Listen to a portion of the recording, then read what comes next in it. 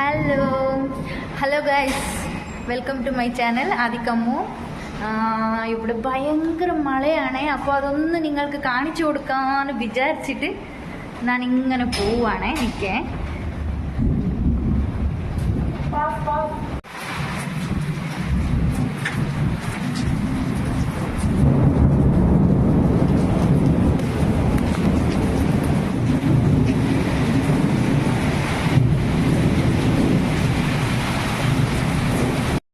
കണ്ടോ എന്തൊരു മഴയടിക്കുന്ന, ഭയങ്കര ഇടിയും പൊട്ടുന്ന, ഇടി പൊട്ടുക എല്ലാം ഭയങ്കരമായിട്ടുണ്ട്.